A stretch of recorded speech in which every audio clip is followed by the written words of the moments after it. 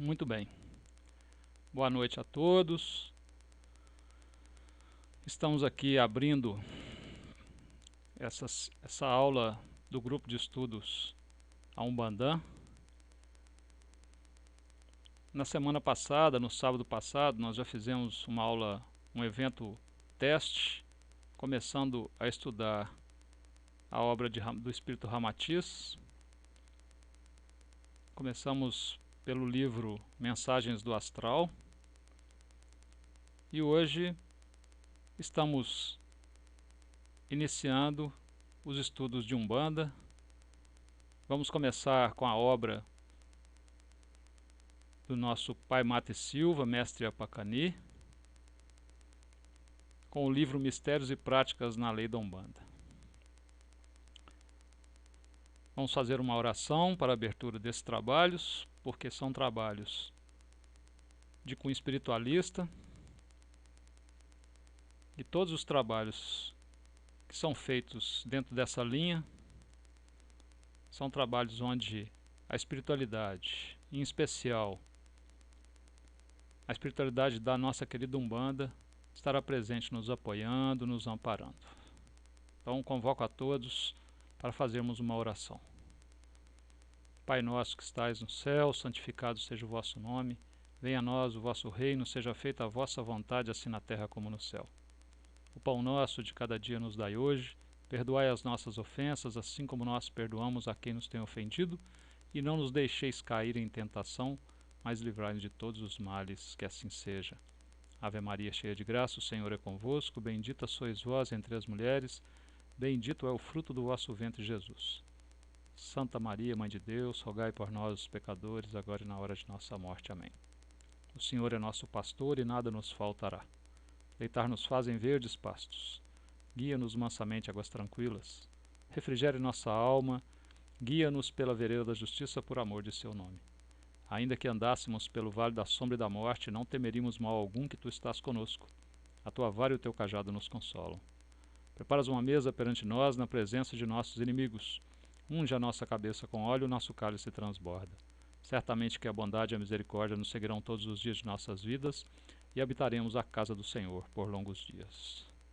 Pai Criador, Mãe Natureza, sagrados pais e mães orixás, guias, mentores, protetores da casa de Jorge Guerreiro, que nos ampara, nos abre o espaço para promovermos esse grupo de estudos em Umbanda.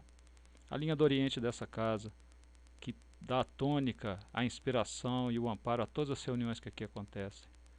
A egrégora de São Miguel Arcanjo, a falange dos espíritos, dos anjos, guerreiros de São Miguel Arcanjo, que com sua espada de chama azul nos protege e nos ampare nessa tarefa. Nós agradecemos a oportunidade de estarmos aqui reunidos, em nome da luz, em nome do bem, em nome do amor, da sabedoria e do conhecimento, e pedimos a permissão para a abertura dos trabalhos desta noite. Muito bem.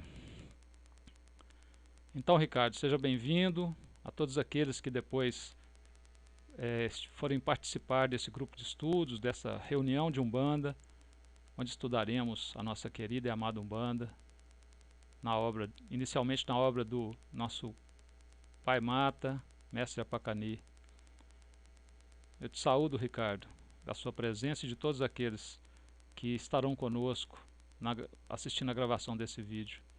Agradeço também a presença de todos os espíritos que aqui se encontram presentes, assistindo a essa reunião, a esse estudo. Que todos nós possamos sair daqui mais iluminados, mais fortalecidos, conhecendo melhor a Umbanda e conhecendo melhor a nós mesmos. E que essa reunião aqui hoje possa trazer luz para todos nós. Que assim seja. Muito bem. O objetivo, então, desse grupo de estudos, que acontece aos sábados, a partir das 20 horas, é nós podermos nos reunir, né, nós que somos umbandistas, que somos universalistas, podemos nos reunir para estudar. Nesse primeiro momento estudaremos, sábado sim, sábado não, a obra do Espírito Ramatiz, um sábado, e a obra do Mata e Silva, Mestre Apacani, no outro sábado. E vamos fazendo esse estudo com paciência, com perseverança, sem pressa, para que possamos ir assimilando com calma, com firmeza, com solidez, os conceitos apresentados nessas duas obras, que são obras de uma profundidade muito grande, são obras que nos trazem muita informação, muita sabedoria e muito conhecimento a respeito da Umbanda, a respeito dos trabalhos espirituais. Não são obras que vão fechar, né, que vão concluir, que vão nos trazer uma verdade estabelecida, mas é mais uma oportunidade que temos de conhecer melhor o trabalho de Umbanda, onde militamos, e também nos prepararmos na nossa caminhada espiritual. Então vamos lá. Mistérios e Práticas na Lei da Umbanda, de W.W. da Mata e Silva, Mestre Apacani.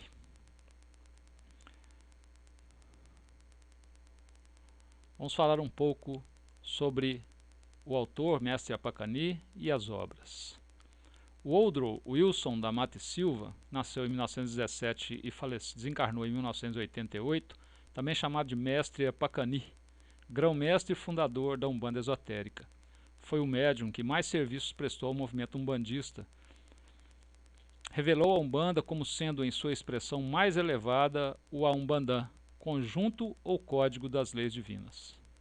Autor de 9 obras, escritas sobre a influência dos altos mentores da corrente astral de Umbanda, fundamentou profundos aspectos metafísicos, esotéricos, mágicos, tanto práticos como teóricos, sobre a Umbanda, destacando-a tanto do grupo dos cultos africanos ou candomblés, como das macumbas, do sincretismo católico romano e do sistema espírito-kardecista. Então, o mestre Apacani, quando escreveu essas obras, por volta dos anos 50 do século passado, ele procurou trazer por inspiração dos guias que o conduziam nessa linha da Umbanda, ele procurou trazer uma visão da Umbanda um pouco diferenciada a Umbanda que era praticada até então, ligada tanto aos cultos africanos, quanto ao sincretismo católico kardecista. A finalidade desse estudo, dessa obra, não é para que nós nos apartemos, né, ou consideremos que o sincretismo católico romano, o sincretismo espírita ou kardecista, o sincretismo africano ou indígena, não esteja dentro da Umbanda. É mais uma forma de olharmos para a nossa querida Umbanda, um ponto de vista sobre ela, nenhuma verdade estabelecida. Nós não acreditamos aqui no nosso trabalho, na casa de Jorge Guerreiro, que exista uma verdade estabelecida, absoluta, aqui nesse campo de trabalho onde estamos, que é o planeta Terra. Então, vamos nos aproveitar o máximo possível que pudermos dos pontos de vista que são colocados para nós pelos diversos autores, para que nós, dentro do nosso coração, possamos fazer a nossa própria síntese, né? Possamos trilhar o nosso próprio caminho dentro dessa maravilhosa viagem, dessa maravilhosa trilha espiritual, caminhada espiritual, que é a Umbanda. Então, o objetivo é que a gente tenha mais um ponto de vista, né? Além do ponto de vista católico, kardecista, africano, indígena, oriental, todas as correntes culturais, religiosas que a Umbanda abraça e que a formaram, são importantes, e esse autor nos traz mais um ponto de vista, mais uma trilha que podemos trilhar, que podemos conhecer dentro da nossa querida Umbanda.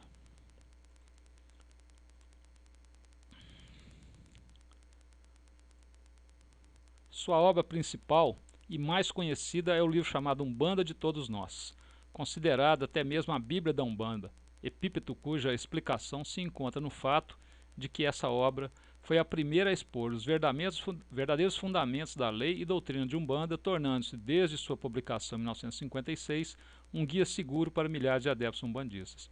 Esse livro, Umbanda de Todos Nós, do Mata e Silva, ele foi assim um marco dentro do movimento umbandista e influenciou uma grande geração, né, e foi um divisor de águas dentro do movimento umbandista. Ele trouxe um novo olhar sobre a Umbanda, um olhar mais profundo, um olhar que buscava entender a Umbanda de uma forma mais universalista. Então, por isso que ele é considerado, bem entre aspas, a Bíblia da Umbanda. Não no sentido de que é um livro que deve ser seguido, mas um livro que marcou muito, que foi um livro que criou realmente um novo olhar sobre a caminhada umbandista. As suas demais obras são Umbanda, Sua Eterna Doutrina, Doutrina Secreta da Umbanda, Lições de Umbanda e Quimbanda na Palavra de um Preto Velho, Mistérios e Práticas da Lei de Umbanda, Segredos da Magia de Umbanda e Quimbanda, Umbanda e o Poder da Mediunidade, Umbanda do Brasil e Macumbas e Candomblés na Umbanda. Então essa é a obra do nosso querido Mate Silva. Ele escreveu esses livros, deixou para nós um grande conhecimento. Na primeira parte deste livro,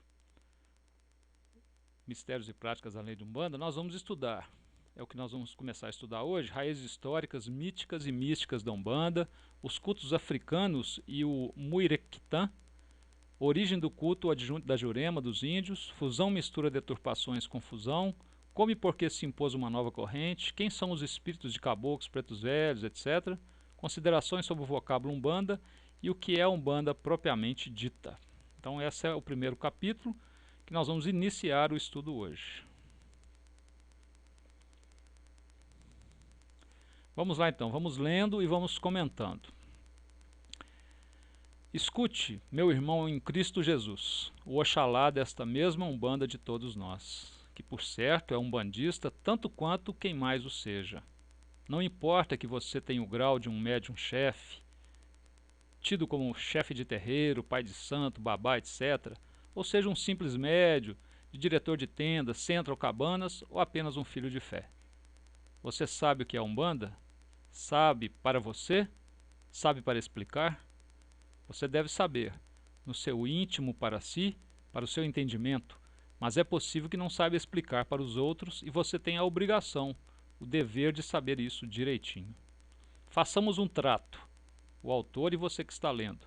Vamos recordar da maneira mais simples possível as coisas de Umbanda. Comecemos por nos reportar a origem histórica, mítica e mística da Umbanda propriamente dita, e para isto temos que nos aprofundar no passado de duas raízes. Uma é a dos cultos afros e a outra é a raiz ameríndia ou dos nossos índios, denominada de culto ou adjunto de Jurema. Primeiro, vamos qualificar como culto africano a todo o sistema religioso que os negros trouxeram para o Brasil, que se subentende como os vários rituais de suas nações de origem, assim como o Nagô, o Queto, o Gegê, o Angola, o Banto, etc. Então, a proposta do nosso querido pai Apacani, mestre Mate Silva, é de, no primeiro momento, que estamos fazendo um estudo de Umbanda, é nós procurarmos ir nas raízes, na origem da Umbanda, aqui no nosso querido Brasil. E ele vai trazer essa explicação, nos levando primeiro a estudar a origem que está ligada a duas grandes raízes que começaram com a formação da Umbanda aqui no nosso país, que é a raiz dos cultos afros e que é a raiz indígena, ameríndia, do culto da Jurema, da pagelância indígena. Então, ele vai começar a estudar, em primeiro lugar, nós vamos estudar, nos aprofundar, né, como os cultos africanos que foram trazidos aqui para o Brasil, né, na leva, né, dos negros que vieram como escravos. Depois nós vamos estudar como é que a cultura religiosa indígena brasileira também se firmou aqui e depois, se encontrando com os cultos afros, vem formar o início do que seria a Umbanda. Então, vamos estudar primeiro, na visão aqui do nosso querido mestre Mate Silva, a origem através dos cultos afros. Isso aconteceu, é claro, após o descobrimento do Brasil, quando o branco começou a descarregá-los por essas terras brasileiras como escravos trazidos de várias regiões da África. Qual então o sentido religioso, mítico e místico dos africanos através de seus rituais de nação? De um modo geral, eles eram monoteístas, pois adoravam a um Deus único, chamado, por exemplo, entre os nagôs de Olorum e entre os angolenses de Zambi ou Zambiapongi. Veneravam também a deuses, como emissários deste mesmo Olorum, aos quais denominavam orixás. Estamos exemplificando mais com a predominância nagô, pois foi a que dominou positivamente, quer no aspecto religioso, quer no da língua, entre as demais nações africanas aqui no Brasil, bem como foi o sistema que mais o influenciou, tanto quanto o ameríndio, por dentro dessa corrente humana dita como dos adeptos dos cultos afro-brasileiros. Então, Pai Mata ele vai fazer o estudo mais focado da influência afro, né, na cultura umbandista, na formação da religião de Umbanda. Ele vai pegar a cultura afro no campo dos nagôs, da influência da cultura nagô, que é a que era mais predominante dentro da cultura africana que chegou aqui no Brasil. Os orixás para os africanos, outra coisa importante é nós termos esse ponto de vista que é muito mal colocado por diversas pessoas que conhecem muito pouco, né, da religião tanto africana quanto da religião de Umbanda, quanto dos candomblés, que a cultura africana era monoteísta, não era politeísta como muitos afirmam. A cultura africana, a religião africana, acreditava em um único Deus que eles chamavam de Olorum, ou Zambi, dependendo da cultura, da região da África. Então nós temos que entender que estamos tratando com povos que tinham o monoteísmo, assim como a civilização judaica, assim como a civilização oriental, assim como os nossos índios aqui, vamos ver daqui a pouco, eram todos monoteístas, porque essas religiões, esses caldos culturais religiosos, eles vêm todos de uma única essência religiosa que predominava no planeta e que era monoteísta na sua base. Depois, com a diversificação das raças, com o espraiamento das diversas culturas pelo planeta, né? Depois do cataclismo da Atlântida, essas culturas vão se manifestar de forma diferente, mas todas com a essência monoteísta, porque vêm de uma mesma raiz. Continuando, ou melhor, ainda temos que ler aqui uma parte que ficou para trás. Os orixás para os africanos, então, eram e são ainda considerados como os senhores de certas forças elementais ou dos elementos da natureza. Assim é que ergueram um vasto panteão de deuses. Eis a discriminação simples desses orixás com seus respectivos atributos, para que os irmãos umbandistas tenham a noção clara da questão, a fim de que, quando chegar a vez, possa discernir com facilidade o que é a Umbanda propriamente dita e o que são os cultos de nação, o candomblé. Então, a partir de agora nós vamos ver um pouco sobre quem são esses orixás. Os orixás ou os deuses venerados na concepção dos nagôs. Obatalá, o filho de Olorum. Olorum, o pai maior, o criador de tudo, de todo o universo.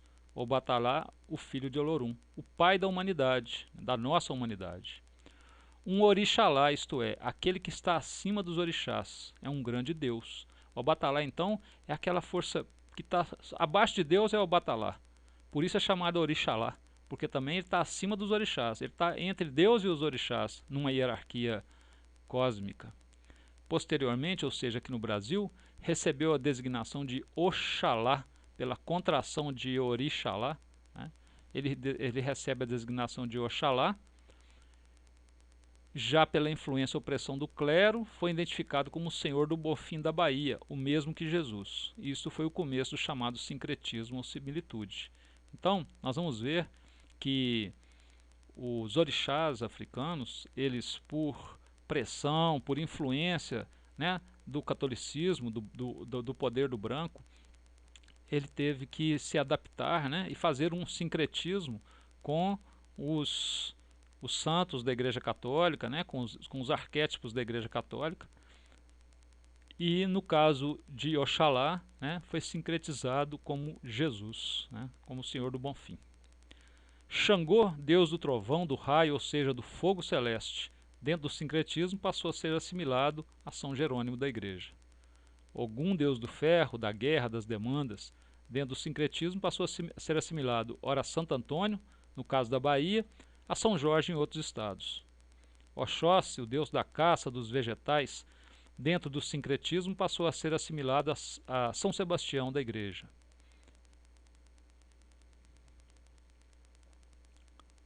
Iemanjá, deusa das águas, dentro do sincretismo, passou a ser assimilada a Nossa Senhora da Conceição. Segundo uma lenda corrente dos Nagôs, dos seios de Iemanjá, a dona das águas, nasceram 2 rios extensos, enormes, que se uniram formando uma monstruosa lagoa. Do ventre dessa lagoa nasceram todos esses orixás, menos Obatalá, Ifá e Beji, que tem outras lendas, outros conceitos. Ifá, o mensageiro dos deuses, o oráculo dos orixás, o adivinhador. Dadá, deusa dos vegetais, Olocum, deus do mar, Ocô, deus da agricultura, Oloxá, deusa dos lagos, Obá, deusa do rio Obá, Agê, Xalagá, deusa da saúde, Oiá, deusa do rio Níger, Chapanã, deus da varíola, da peste, Oquê, deus das montanhas, Ogê, Xalugá, Ajá ou Aroni, Oxambi ou Oxanim, os deuses da medicina, os que podiam curar.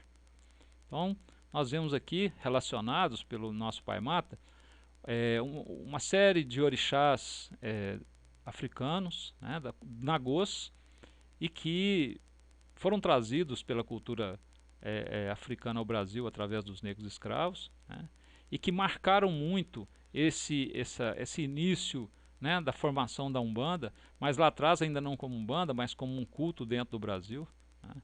Então aqui estamos procurando ter essa ideia de como eram esses orixás. Ele continua, então, o Pai Mata continua. Bem, meu irmão umbandista, por aí você já pode ir começando a analisar os aspectos dessa raiz, né, da raiz da Umbanda.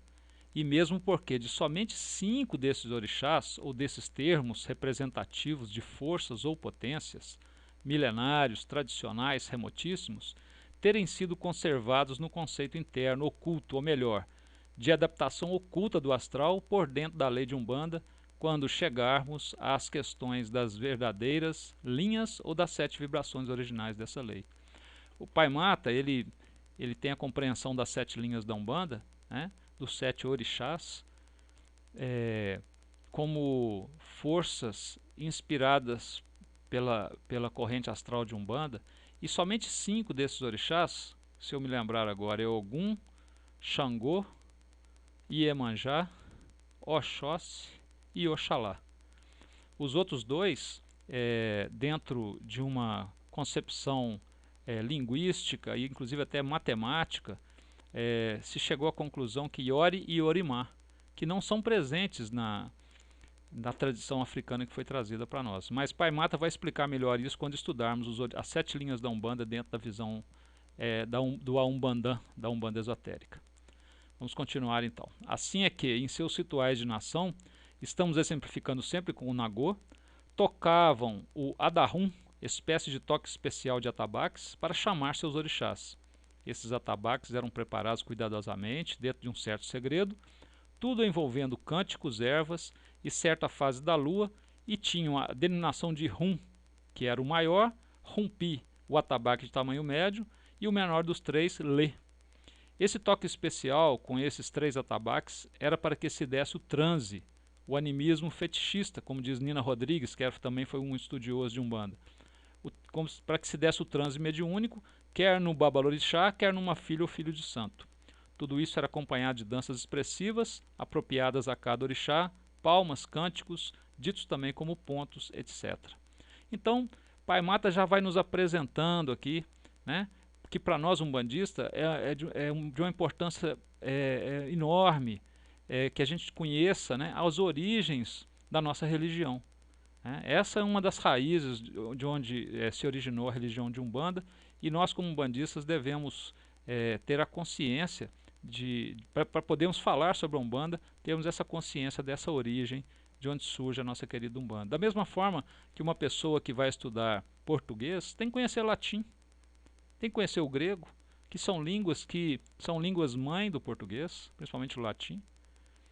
Então, da mesma forma, na Umbanda, nós temos que conhecer a tradição africana, temos que conhecer a tradição indígena, temos que conhecer o kardecismo, temos que conhecer o catolicismo, temos que conhecer a linha oriental e as demais linhas que forem se associando no processo histórico de formação da Umbanda, né, e trabalhando essa maravilhosa religião de síntese que é a nossa querida mãe Umbanda. Vamos continuar, passando para a próxima página.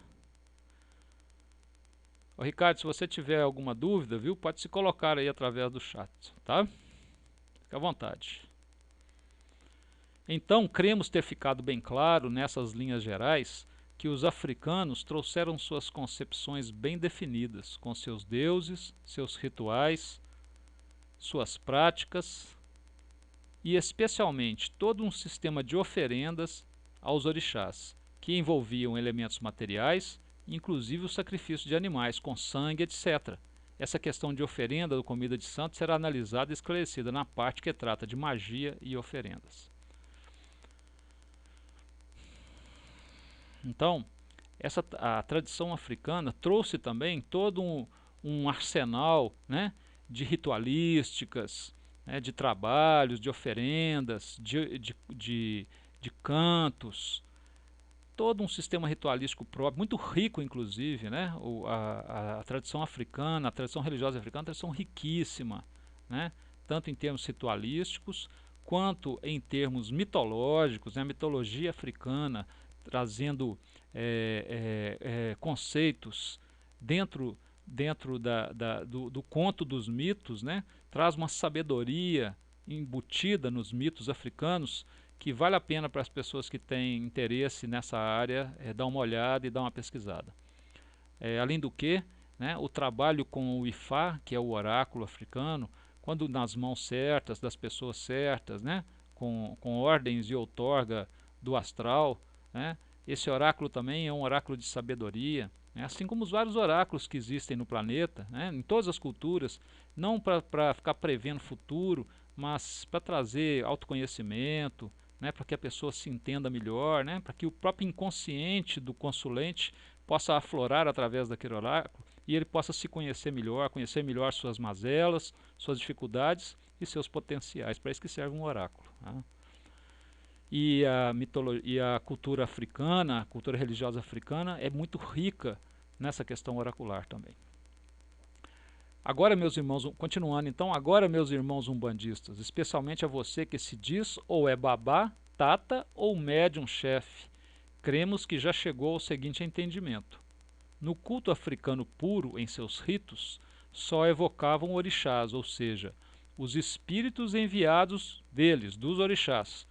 Né? Porque orixá não chega, mas aquelas forças, né, que servem aos orixás, que estão dentro daquela linha de trabalho, esses sim podem chegar dentro do culto africano e se incorporar nos médiuns. Então, que estavam no culto africano puro, em seus ritos só evocavam orixás, ou seja, os espíritos enviados deles, que estavam convencidos disso. Nunca tinham encarnado, porque aos espíritos ditos como eguns ou egungun, eles repeliam, ou melhor, não eram aceitos de forma alguma. Então, no culto puro africano, não se aceita a incorporação de espíritos humanos, espíritos que já reencarnavam, porque consideravam esses espíritos impuros, porque já tinham passado pelo processo de encarnação e aí já tinham, no exercício da lei do livre-arbítrio, já tinham criado karma e por isso estavam impuros. No culto africano puro só se aceita as forças vindas dos orixás, forças essas espirituais que nunca tenham encarnado e portanto nunca criaram karma. Okay? São repelidos os eguns, chamados eguns, que na nossa querida Umbanda nós abraçamos, né, para o trabalho. Continuando então, como eguns, guarde bem isso, consideravam ou qualificavam a todos os espíritos de seus antepassados, as almas dos mortos, enfim, a todos que já tinham sofrido o processo da encarnação. Portanto, os espíritos de caboclos, pretos velhos, crianças, etc., seriam repelidos porque eram eguns. Todos esses são espíritos velhos porque já encarnaram dezenas, centenas de vezes.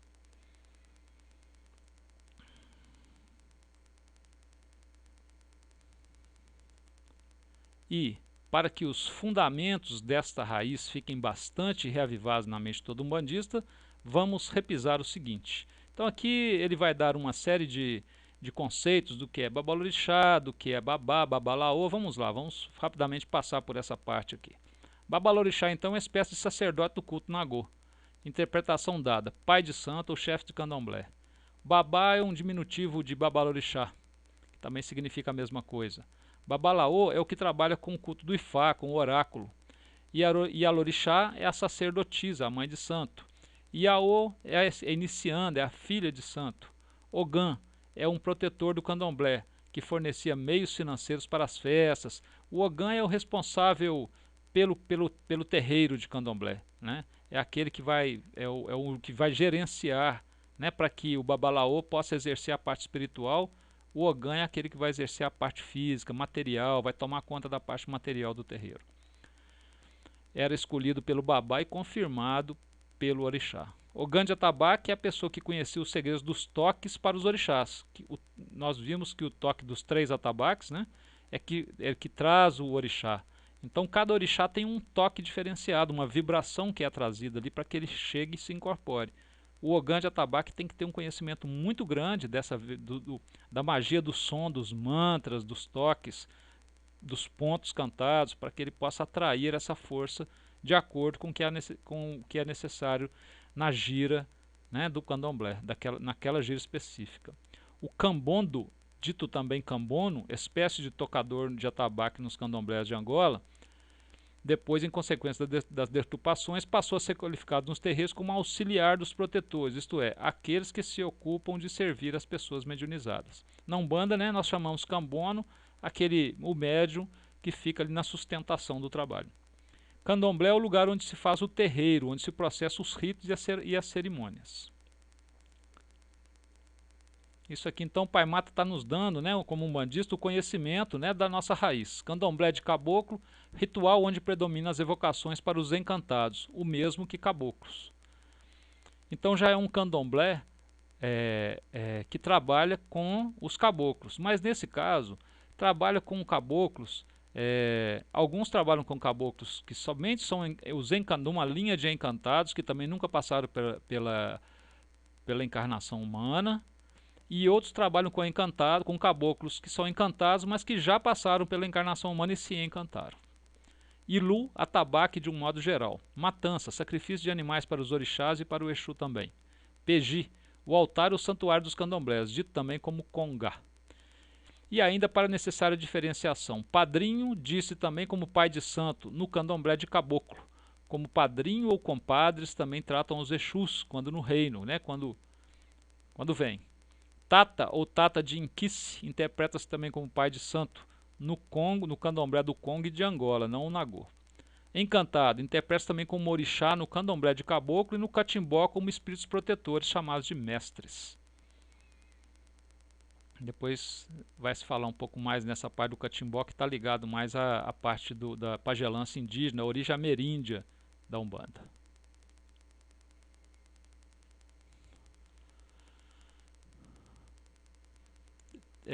O Ricardo está perguntando, teria relação com os caboclos puris? Puris, Ricardo? É isso mesmo? Ou você quer falar com os caboclos puros?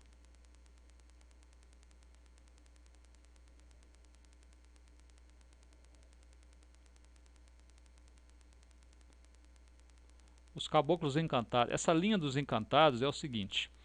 Os encantados é também considerado uma linha que é paralela à linha evolutiva humana.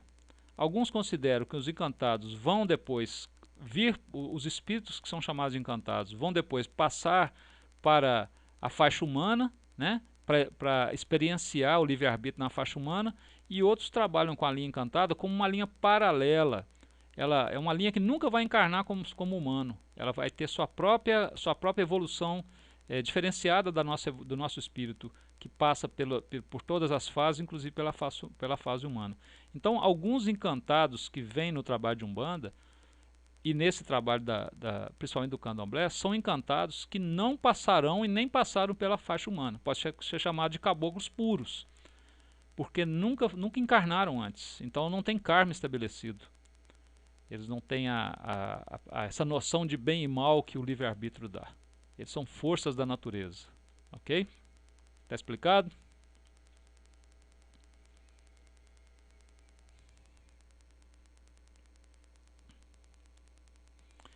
Ok, então vamos continuar aqui.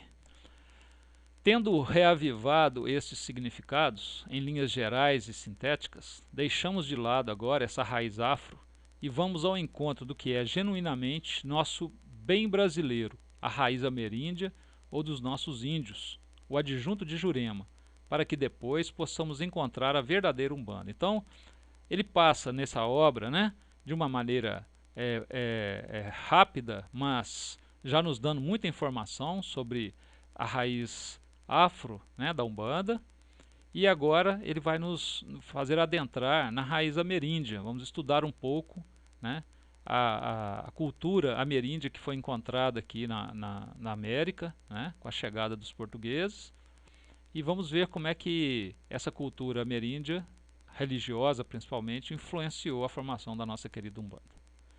Então vamos recordar, continua ele também, de uma maneira simples, em linhas gerais, honestamente, sem certas deturpações que a nossa história acolheu das crônicas dos jesuítas e outros interessados em deturpar ou confundir aquilo que encontraram em matéria religiosa, na mística ou na tradição de nossos aborígenes, particularmente dos tupinambás e dos tupis-guaranis, que pretenderam catequizar os negros e os nossos índios daquela época. Pai Mata ele tem uma crítica muito forte a essa a forma como que a Igreja Católica trabalhou aqui, né, na época da colonização, porque ele tem a percepção de que ela estava também com uma missão política, né, de colonização, não só religiosa, como política, econômica, social, e trabalhando para o colonizador branco europeu, né? Então, como sempre, né, todas as culturas que tentam dominar uma outra cultura, né, da forma econômica, né, na exploração econômica, social, ela também busca, de uma certa forma, destruir a cultura daquele povo, né? Cultura religiosa, né, cultura artística, a língua. Então isso aconteceu aqui no Brasil, né? Os dominadores brancos, né, eles pegaram a cultura indígena, né, não só acabaram com os índios em termos físicos, né, com os nossos indígenas, quanto em termos culturais. E assim também fizeram, ainda fazem com a cultura africana. Ok? Muito bem. Continuando então, saibam vocês, meus irmãos umbandistas, brasileiros ou não, que os nossos índios, especialmente os tupinambás e tupi-guaranis, pelas alturas do ano de 1500, não eram tribos ou um povo primitivo que estivesse na infância de sua evolução. Quem supôs isso foram os brancos conquistadores, né, que supunham que chegou aqui e encontrou culturas que estavam no nascimento, estavam na infância, mas na verdade já eram culturas antigas, que estavam inclusive em seus processos de decadência, como o mestre Mata vai falar para nós aqui para frente. Não tiveram capacidade, né, o branco que chegou aqui não teve a capacidade para verificar que, em vez de ser um povo primitivo, os nossos indígenas que já habitavam há milênios essas terras, eram sim um povo ou uma raça tão antiga que se perdia por dentro dos milhões de anos da sua origem. Também eles, os portugueses que aportaram com Cabral e mesmo posteriormente nas terras dos Brasis, não vieram para estudar a antiguidade, a cultura, a civilização dos nossos aborígenes. Claro, vieram aqui, né, com o intuito colonizador, né, de levar riquezas materiais, né, de dominar a terra, dominar os povos que aqui estavam. Vieram com essa pretensão e, de uma certa forma, inclusive conseguiram. Os tupinambás, os tupis-guaranis, como ficou constatado muito depois, por inúmeras autoridades, estudiosos, pesquisadores, era um povo que estava em franca decadência, isto é, no último ciclo da sua evolução. Para que você, meu irmão bandista, entenda isso, de maneira simples, atente a essa verdade.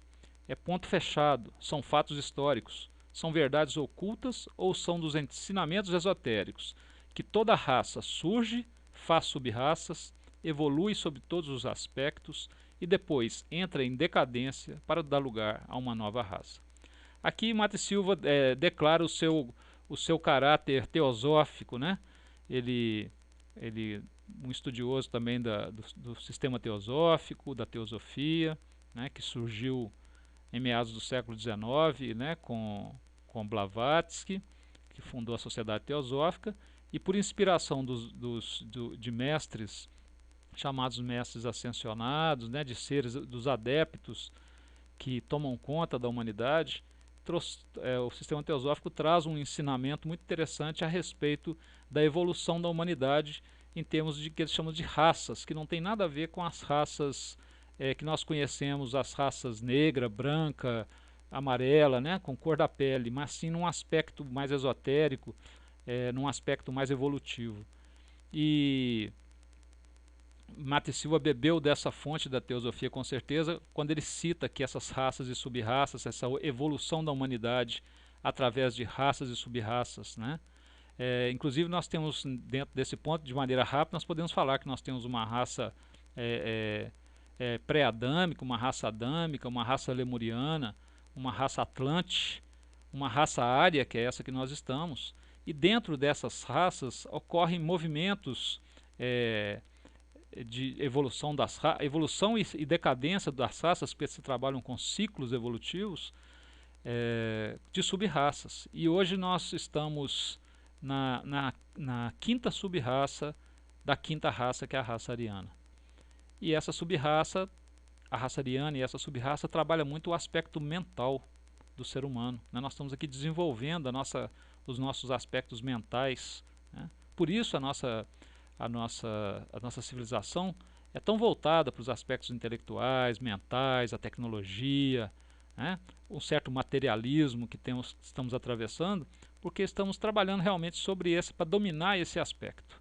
Então precisamos passar por ele para conhecê-lo. E Mate Silva com certeza conhecia esse ensinamento ao citar aqui esses aspectos de raça e sub-raça, colocando então que as raças que habitavam, a raça que habitava os tupis guaranis, tupinambás, os índios, ameríndios, né, que se habitavam a nossa América, eram todos provenientes de uma raça muito antiga, né? Nós podemos falar assim que são os Atlantes que após o cataclismo Atlante, né, foram disseminados pelo mundo e continuaram. O continente Atlântico era aqui próximo, uma parte do Brasil inclusive fazia parte do continente Atlântico, e as raças que aqui permaneceram da cultura atlântica, da civilização atlântica, trouxeram todo aquele conhecimento. E quando os portugueses chegam aqui, eles encontram aqui já esses povos num final de ciclo, né, já encerrando o ciclo, e não num começo, uma infância de ciclo. Então, esses povos tinham guardado no interior da sua cultura religiosa, artística, social, todo um conhecimento antiquíssimo da raça atlântida que gerou a população, a civilização que aqui eles encontraram, a civilização ameríndia. Continuando então. Lembrando sempre que esse estudo é um estudo profundo, é um estudo que temos que ter paciência, porque nós temos que ir devagar, são conceitos sérios, conceitos que exigem de nós uma concentração, que exigem de nós uma dedicação, né? Então temos que ir devagar aqui, lendo mesmo cada frase, que esse estudo da obra do Mata requer mesmo essa atitude.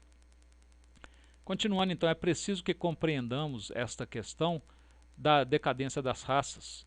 O que tem acontecido é o fenômeno de migrações espirituais, ou seja, os espíritos vão deixando gradativamente de encarnar numa raça, ou melhor, na última sub-raça de uma raça, para irem animar novas condições, em novos movimentos de novas correntes reencarnatórias, para se constituírem uma nova raça. Assim, o que os espíritos abandonam, obedecendo às diretrizes de uma lei kármica superior, são os caracteres físicos de uma raça, e sua espécie vai diminuindo por falta do dinamismo das reencarnações, até se extinguir, ou na melhor das hipóteses, conservar os remanescentes atrasados, porque os outros, a maioria, os mais adiantados, não voltam mais, reencarnam em outros corpos, em outro modelo civilizatório, que é mais de acordo com o processo evolutivo que eles chegaram. Então, aqueles que estavam desculpe, os índios que estavam aqui no final, quando os portugueses chegam, já é um final de processo onde inclusive vários deles depois já estão buscando reencarnar em outros corpos de outros modelos civilizatórios pelo planeta. Portanto, a humanidade, obedecendo à lei dos ciclos e ritmos, evolui constantemente, porém através de várias raças. Algumas dessas raças já nos precederam e passaram por duas fases, uma ascendente de progresso e outra de descendente ou de decadência. Foi dentro desse critério, desse conceito, dessa verdade, que a antiga tradição de todos os povos atesta a passagem pela face da Terra de raças assim qualificadas, como eu falei anteriormente. A raça pré-adâmica, que foi considerada a primeira que surge aqui no planeta, a raça adâmica, a raça lemuriana, a raça atlanteana, a raça ariana, que é a nossa atual, no início de sua quinta ronda kármica. Portanto, são 7 raças raízes, isso é, faltam 2 para completarmos um grande ciclo, nós estamos na quinta. São as rondas, 7 são as rondas kármicas, 7 são os ciclos evolutivos pelos quais terá que passar toda a humanidade. Portanto, já passou por 4 dessas condições e está na quinta. Falta ainda passar por mais 2 raças, 2 rondas e 2 ciclos que virão no futuro, daqui a milhões e milhões de anos.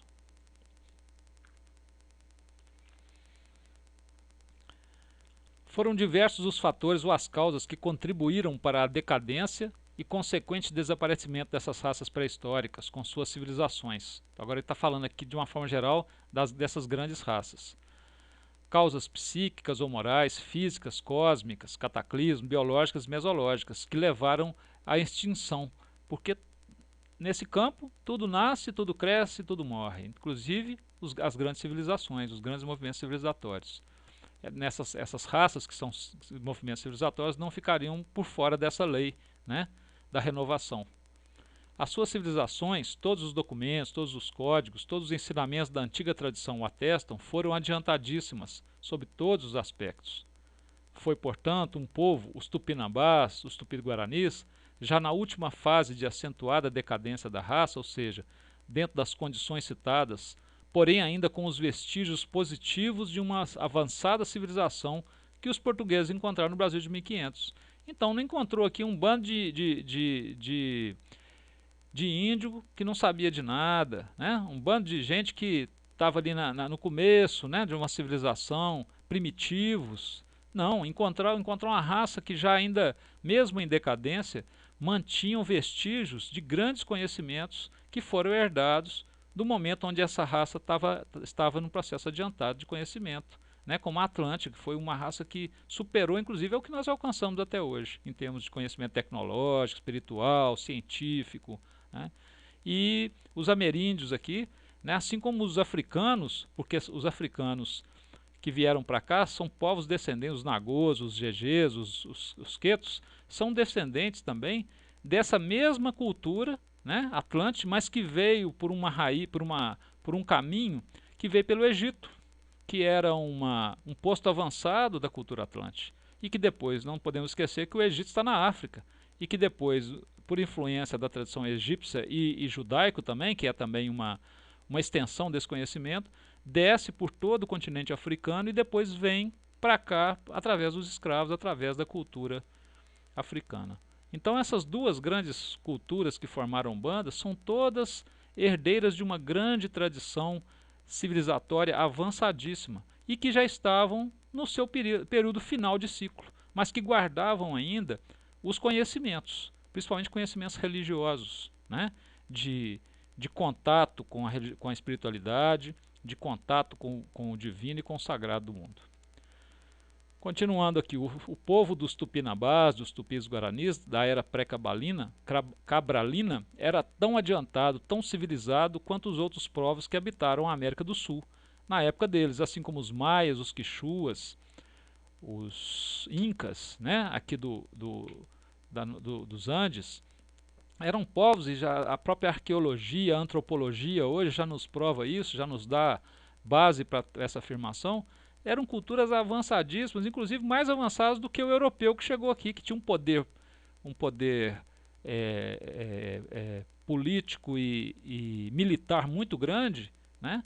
Por isso conseguiu, de uma certa forma, dominar esse processo, mas em termos de evolução espiritual, em termos de conhecimento até tecnológico, os povos que habitavam aqui as Américas eram superiores ao conhecimento que tinham os europeus naquela época, né? A organização social, né? As cidades eram muito mais avançadas do que na Idade Média europeia, né?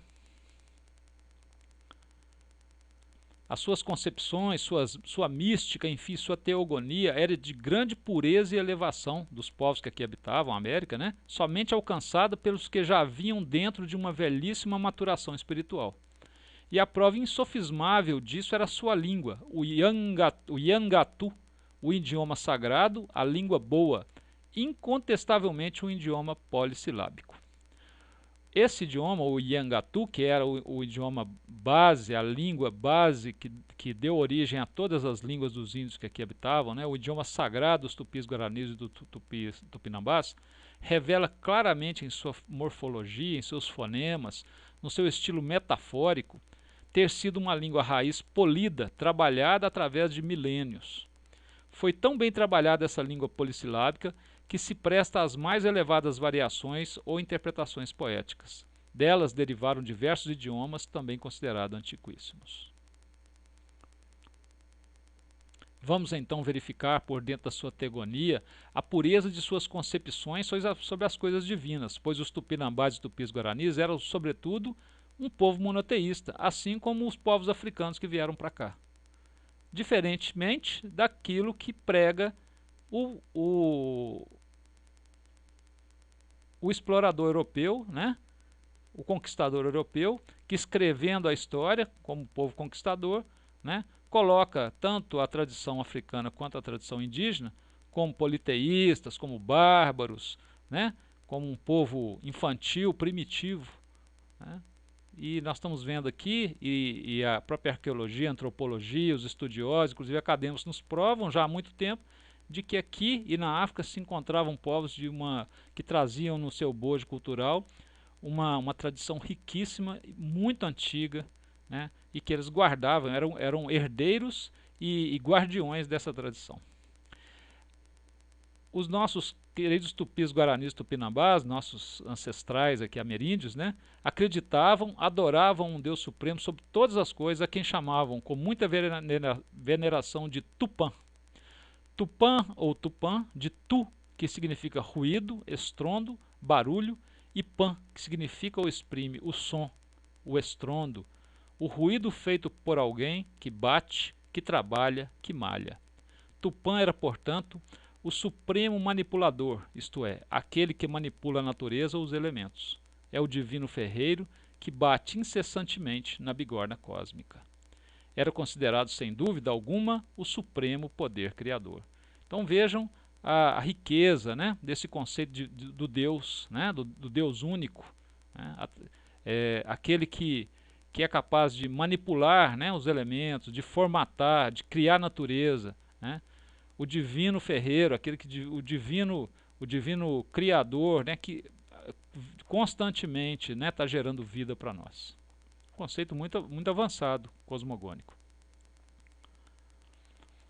Veneravam também a Guaraci, Iaci e Rudá, ou Perudá, como a tríplice manifestação do poder de Tupã.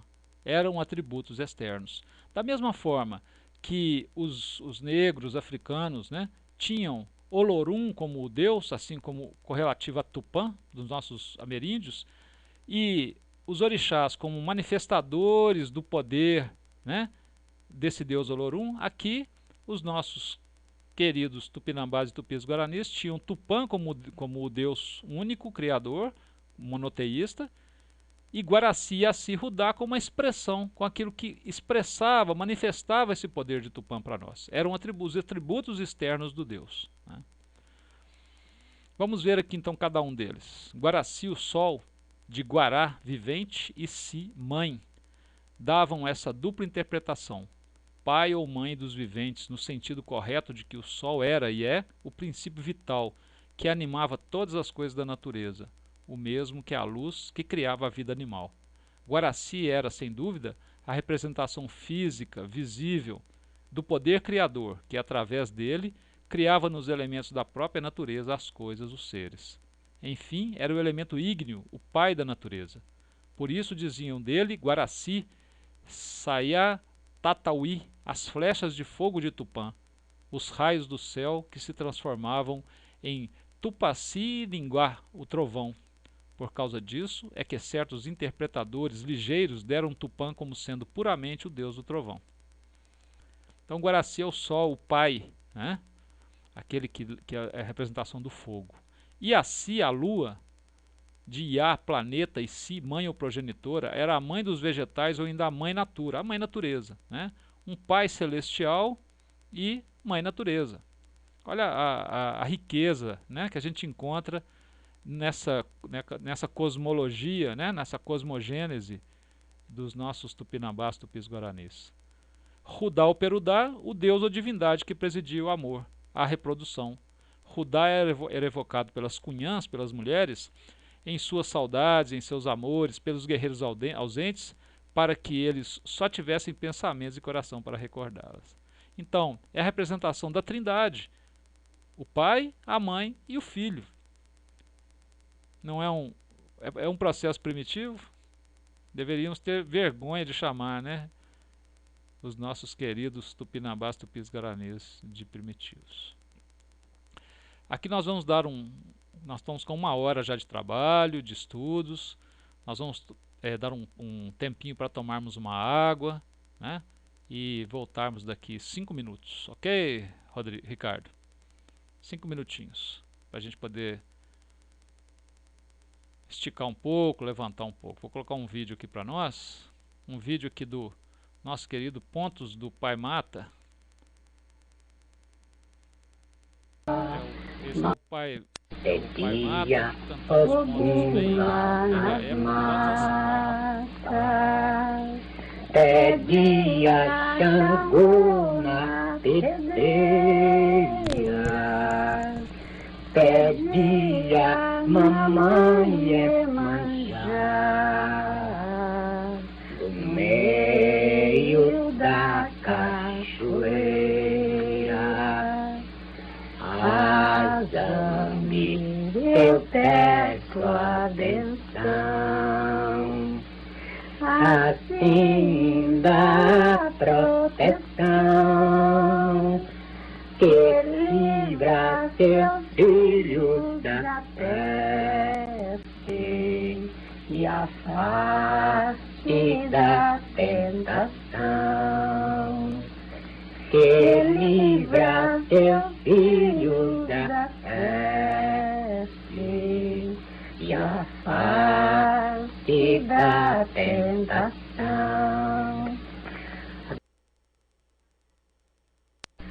Ó Deus, Senhor da vida, ó Deus, Senhor dos entes, ó Deus, Senhor da vida, ó Deus, Senhor dos entes, mandai a estrela azul e o povo do Oriente. Mandai a estrela azul e o povo do Oriente. Jesus, estrela suprema, luz na dor e na fé, guiai os irmãos orientes a esta gira de fé. Jesus,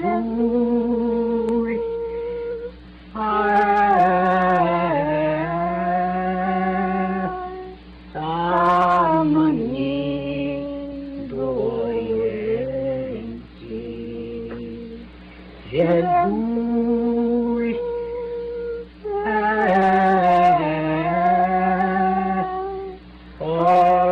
Oxalá da Umbanda.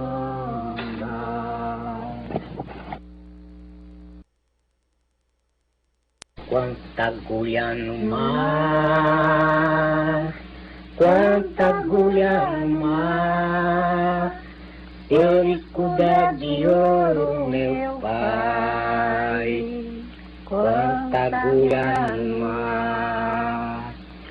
Seu cavalo corre, sua espada é luz, sua bandeira cobre os filhos de Jesus. Quanta agulha no mar, quanta agulha no mar.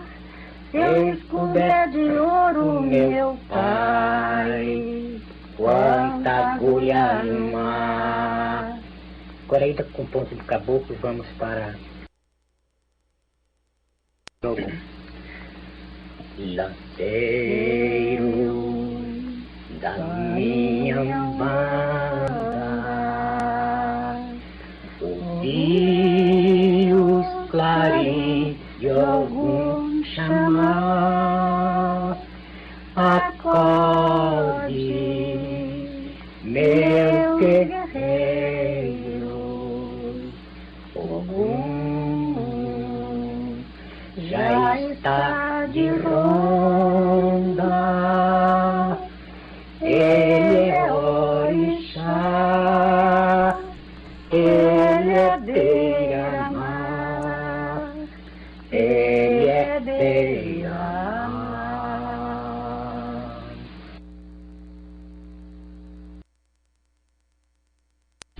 Conto Xoxó. Jurema, oh Juremei, oh Jurema, Jurema, oh Juremei, oh Jurema.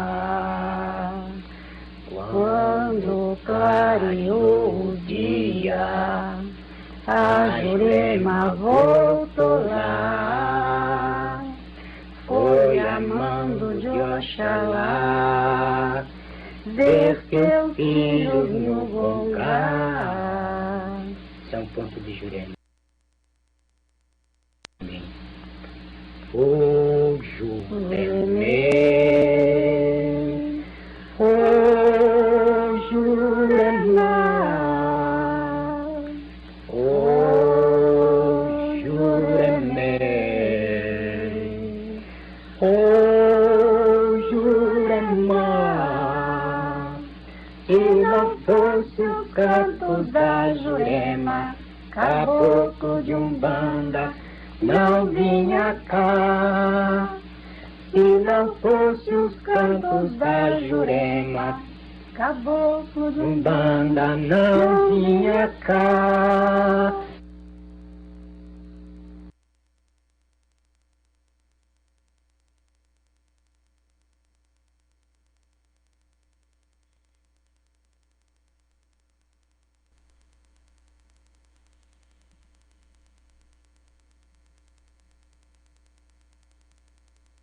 Muito bem.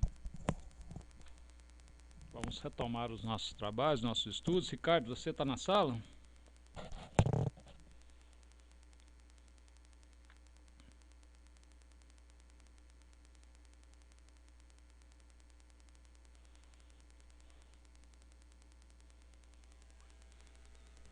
Vamos aguardar o Ricardo voltar.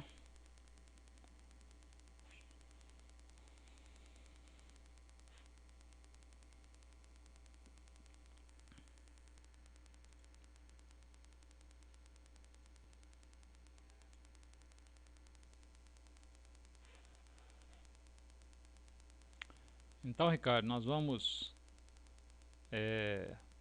encerrar os estudos agora. Nós temos 1 hora de estudo já para o início dos nossos trabalhos, já está muito bom, né? Espero que você tenha gostado, tenha sentido a força dessa tradição que estamos estudando, que é a Umbanda do Pai Mate Silva e do Pai Iapacani. É um estudo muito aprofundado, né, que vai buscar realmente esclarecer, né, sem doutrinas, né, sem sem realidades absolutas, sem verdades absolutas, né? Com um estudo realmente sério, aprofundado do que é a nossa querida Umbanda, indo lá nas origens, né? Começando pelas origens da Umbanda, né? As origens lá dentro das tradições, né? Que vieram fundar a Umbanda lá no começo da colonização brasileira, né? E espero que esteja sendo para você, né? Para os espíritos que nos acompanham nesse estudo também, que esteja sendo um estudo proveitoso, né? Que esteja trazendo esclarecimento, né? Que as energias aqui trabalhadas, né?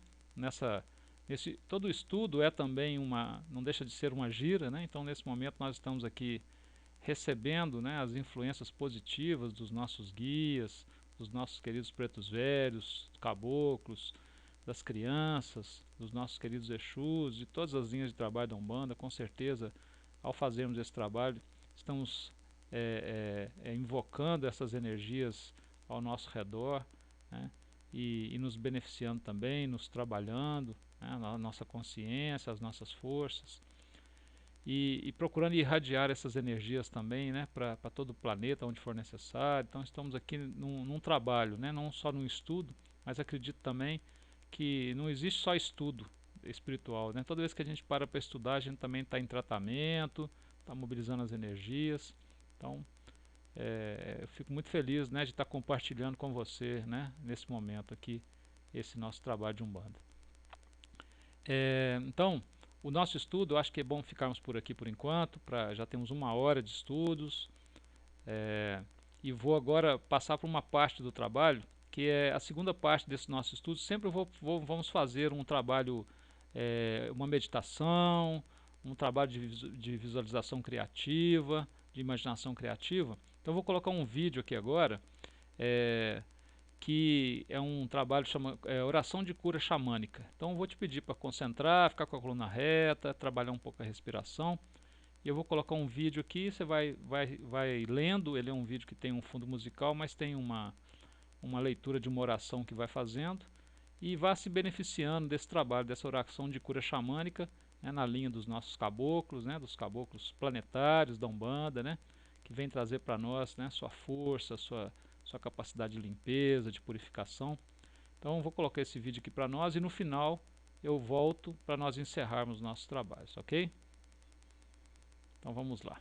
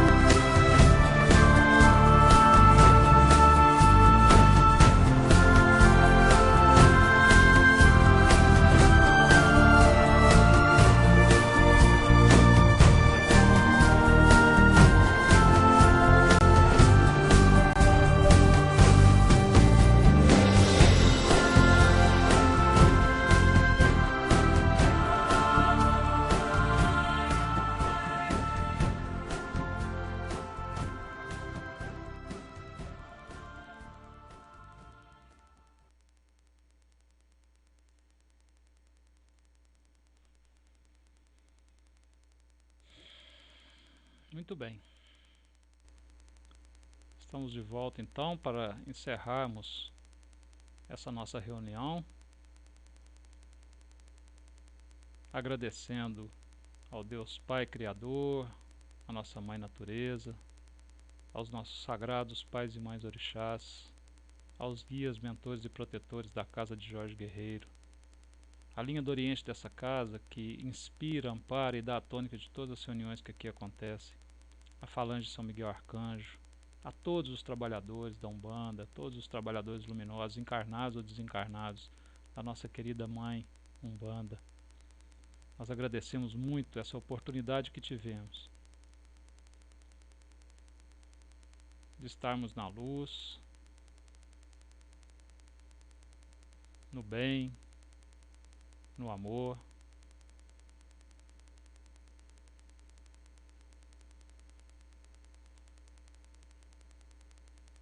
de estarmos aqui recebendo essas energias maravilhosas,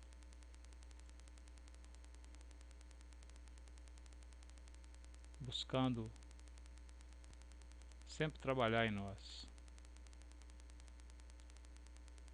estando ao nosso lado, nos amparando, nos protegendo.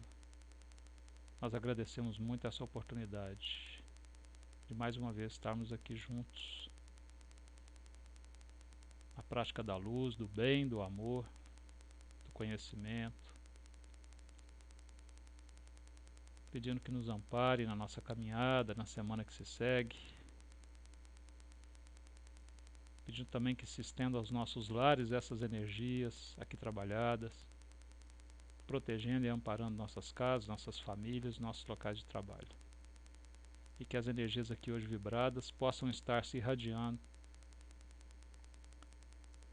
a todos os locais do planeta Terra onde há necessidade. Graças a Deus. Muito bem, graças a Deus. Então aqui nesse momento nós damos encerrado esse encontro e vamos parar a gravação nesse momento para que possamos disponibilizá-la, né, aos nossos outros irmãos que não estiveram aqui presentes através das nossas páginas no Facebook. Então agradeço muito a sua presença, Ricardo, e espero que nós possamos continuar aqui sempre firmes nesse trabalho, né? A sua sustentação foi muito importante.